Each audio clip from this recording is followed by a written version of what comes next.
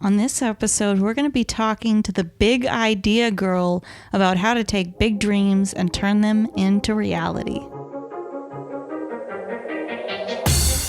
Welcome to Thriving Launch with Louise Congdon and Kamala Chambers, the show for heart-centered entrepreneurs who want it all. 5 days a week, we bring you different segments to inspire you to live a life of freedom.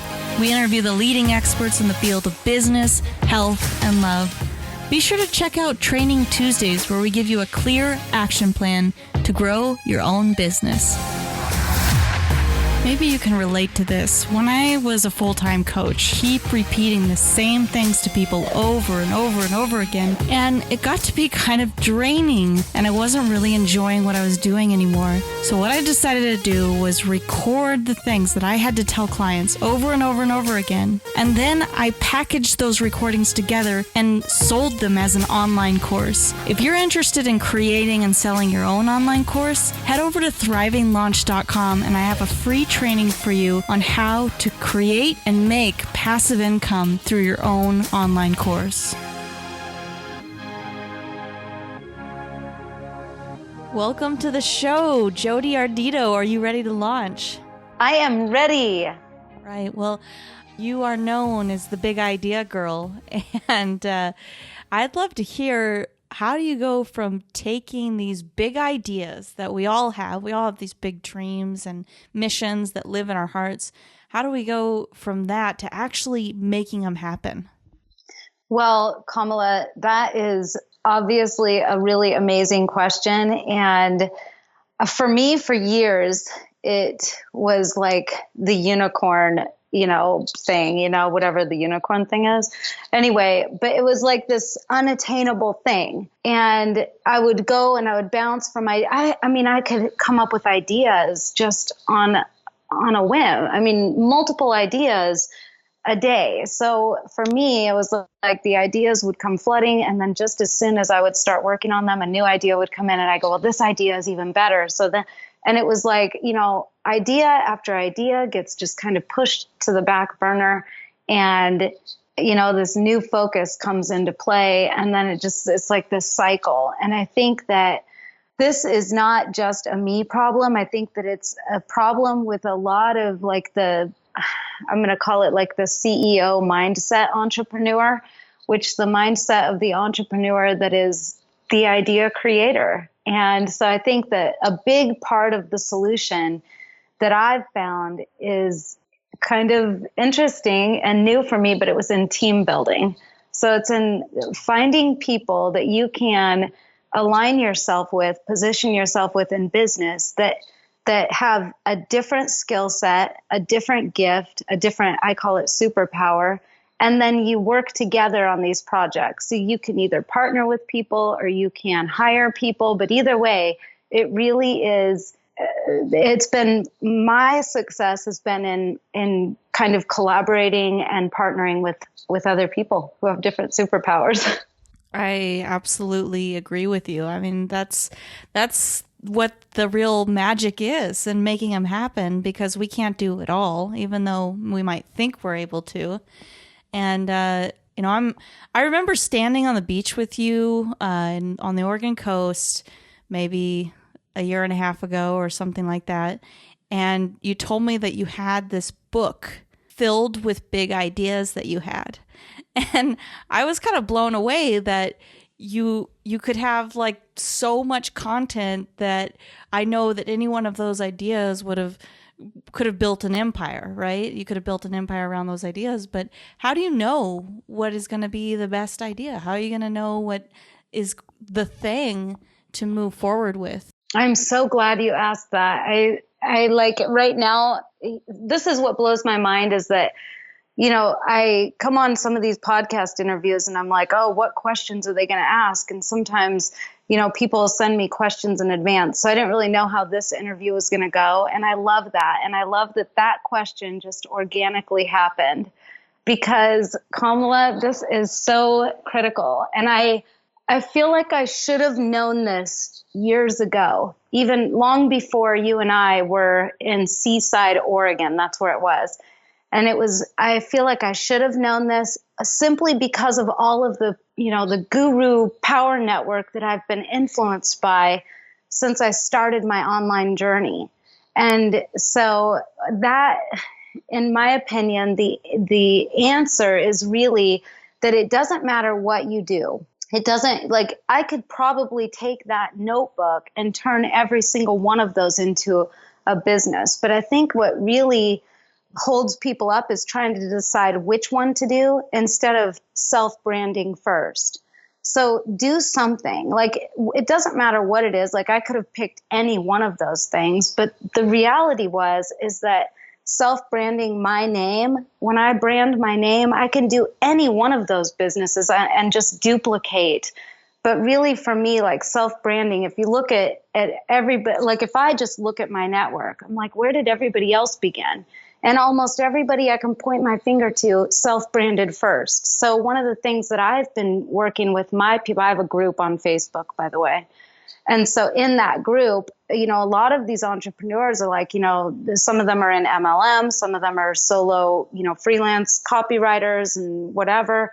But the thing is they're struggling. They're like, what domain do I buy? Like, little things like that are holding them up. I'm like, just, go get your name. Self-brand, like, you can take that anywhere. You can, and then even if you wanted to do something different on a different site later, just duplicate what you've already done there. But to me, like, that was the big eye-opening, like, revelation. I was like, oh yeah, duh, brand me first, and then, build my list there. And I thought, this kind of here's how I talk to people about it. It's like, if you decide today that you're going to sell loose leaf tea, and you go buy the domain looseleaftea.com, and then tomorrow you're like, now I want to sell coffee beans.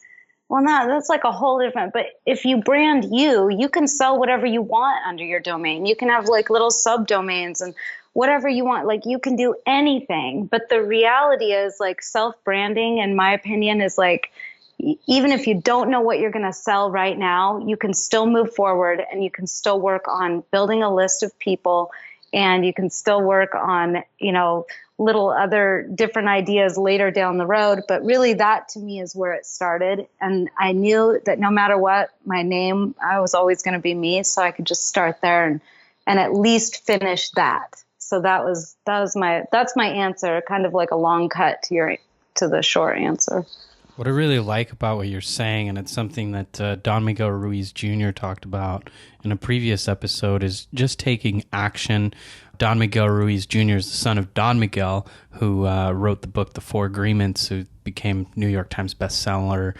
It's just on the list consistently. And Don Miguel Ruiz, the dad, basically consistently told his dad, or his son, if you want to do something, just go out there and do it. And one of the stories Ruiz Jr. tells is that he wanted to swim and told his dad, I want to learn how to swim. And his dad just pretty much just pushed him right into the water and said, swim.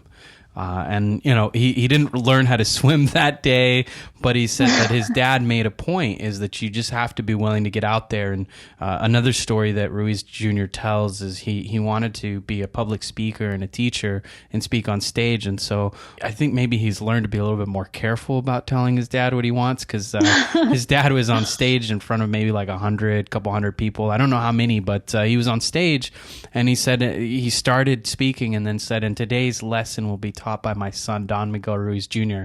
And then he stepped off stage, and Ruiz Jr. had to come up with a lesson and what he was going to talk about that day. He didn't know that it was going to happen, really. But, a lot of learning happens that way, by getting out there and making those mistakes. I think that you make a really great point. One of the things for me with kind of trying to figure out what big idea to tackle is I take a notepad and I just write down all my ideas and I collect them consistently. Always collect my ideas, but prioritizing seems to be a hard one for me, is figuring out which one's the most important, which one do I take action on. Mm-hmm. Yeah, so this is something that I love to play with. It's like this little thing in my mind where I like to try to guess where technology is going. I used to be an early adopter. I mean, now that I've come to online marketing, I'm like, gosh, I used to think anyway that I was good with technology. But from the time I had my Intel job and the time that I, launched my very first brick and mortar business, I was like, there's the gap in time where I just kind of left technology. And then when I came back into it, it's like so much had changed and evolved.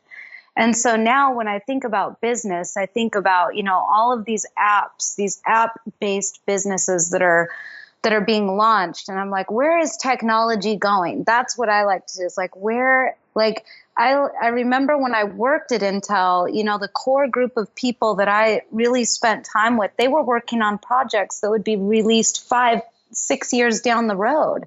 So it's like I almost got to peer into the future and see what was going on. It was really amazing. And I wish I had that ability to do that now, because then I would say, this idea is definitely worth investing in right now. So yeah, I mean, it's always a good question, but I think ultimately what I really appreciate, there's a woman that I really want on. I'm getting ready to host my very first online summit, and there's somebody that I want to interview, and her name is Barbara. I hope I don't butcher her last name, but you probably know it. It's Corcoran from Shark Tank. Do you know her? Yeah, we know who she is. Okay, so the thing I really love about her is that one of the things that she says is that, she's had straight D's in high school, just pretty much the same in college, didn't do much better. And then, she borrowed $1,000 to invest in the Corcoran Group, which was her real estate business, I believe. And so, but what she said that was really powerful to me is it was about her intuition. And she said, always listen to your intuition, because it will rarely ever steer you wrong. I mean, obviously we have moments which that's different than paranoia, but paranoia and intuition kind of different. When you really allow your subconscious, this happens to me during my REM cycle, I wake up and I'm like, I just feel like there's this burst of creativity. And also I feel really at peace with decisions that I'm making. If you don't have that, if you feel like something's wrong, something's not right, it's probably your intuition steering you in a different direction. And so, going into business, choosing what idea to really focus on, that isn't always easy. It's not always clear. And so, in that case, I would say, go go where your market is, right? Because if you know who you want to market to, you can just start there. Go ask them. And you hear this, right, Louise, Kamala? You guys probably hear this a lot. Ask them what they want, right? If you know who you want to market to, start there. I absolutely agree. That's the best place to start, is to know how to talk to them as well, know what they want, have a deep understanding of the market. One thing that I really love to apply when looking at big ideas. We were recently featured in Inc. magazine, and it had to do with purpose, passion, and profits. And those three things, when we have those three things, we know we are onto something, right? If you're passionate about it, that's really where the gold is. But your passion alone isn't what's going to make you money. You also have to have the purpose behind it, the bigger mission. And the profits really comes from knowing your market and knowing that people want what you have to offer. And so that's what I try to go with is, are those three essential elements combined when making those big decisions in life and knowing where to move forward?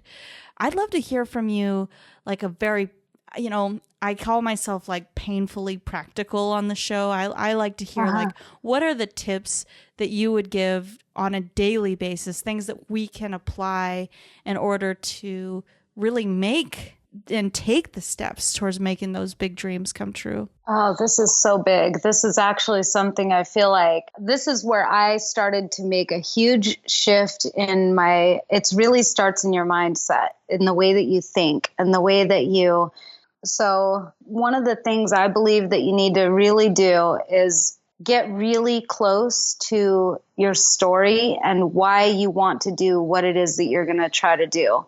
Right? If you're unattached to, you're talking about passion and purpose, if you don't, I could say that I'm passionate about dodgeball, right? But I'm not going to go start a business around dodgeball just because we I all love... know why you're good at dodgeball. It's because you know how to shit talk. Come on.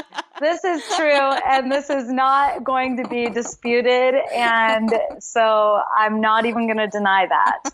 And also my sneak attack. Don't forget that. I have the spin and roll. I don't know. It's like a little sneak attack. You pretend like like you have one foot in the game, so you're not technically out of bounds, and then you're pretending like you're out of bounds with the people who are standing in the outline because they got hit already.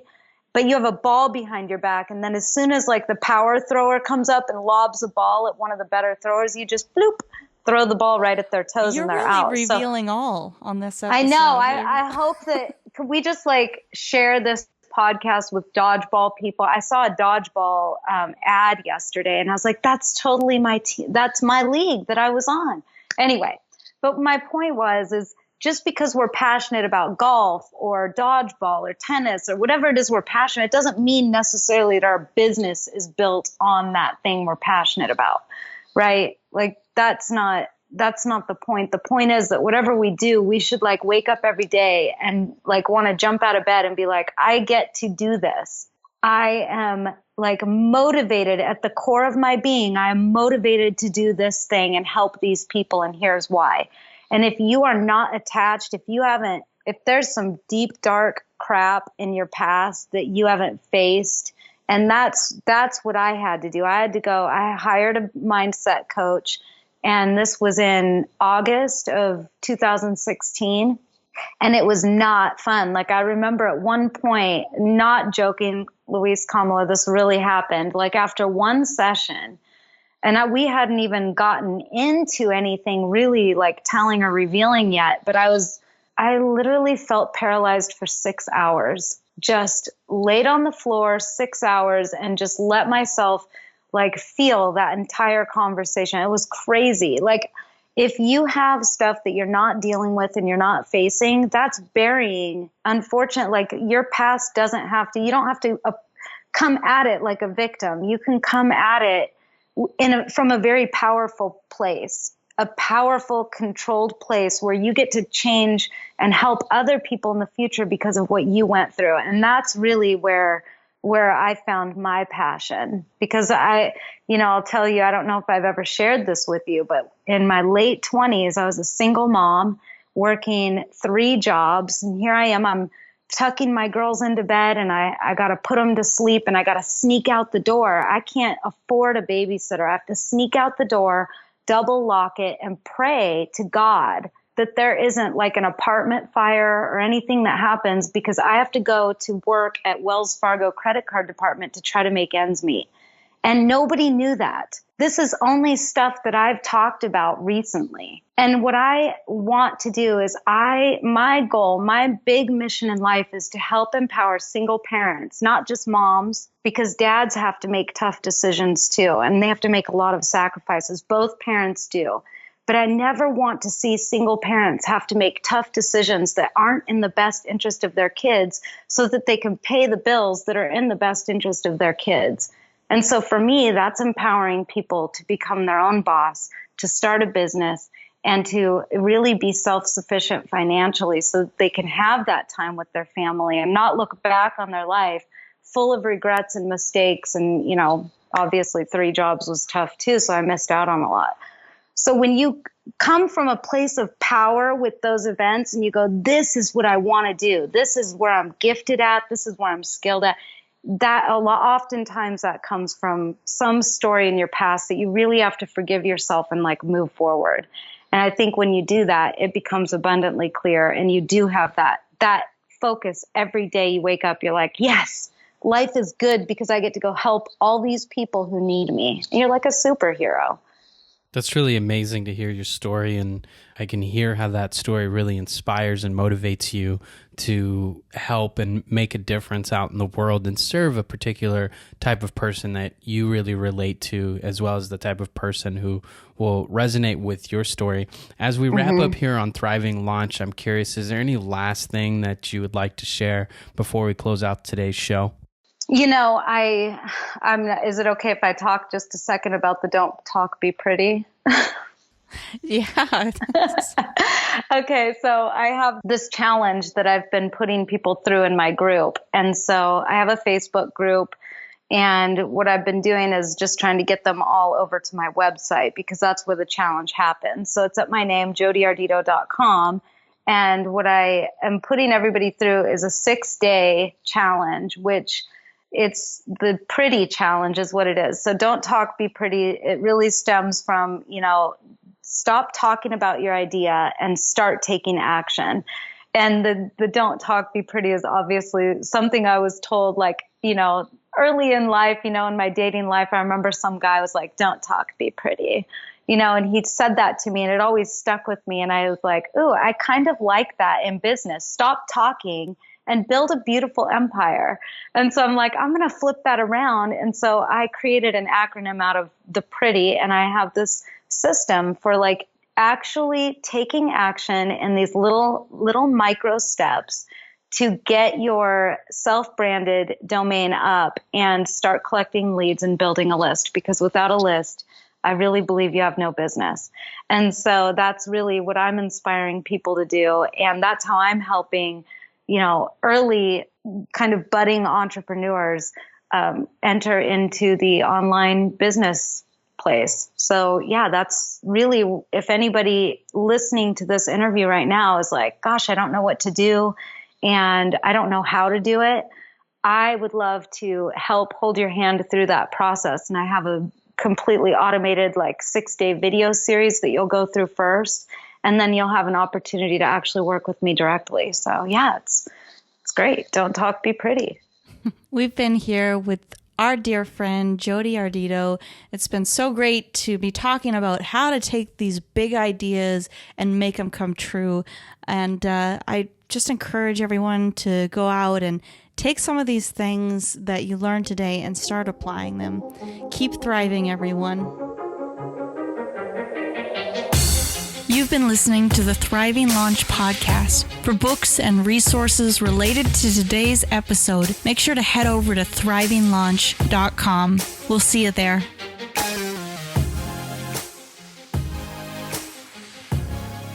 Hey, if you've enjoyed today's episode, make sure to tune into our next episode where we're going to be talking more in depth about how to make money from Facebook without spending a penny. No money needed, no ads needed, nothing complicated needed, just posting on Facebook. I'm going to teach you how to leverage the power of Facebook organically and show you how I've made sales of up to $10,000, $3,000, $4,000 and higher, and have garnered the attention of a lot of very well-known people by using Facebook organically. So make sure to tune into that. And also, if you've enjoyed today's episode, make sure to subscribe to the show so you get all the stuff sent to you as soon as it comes out.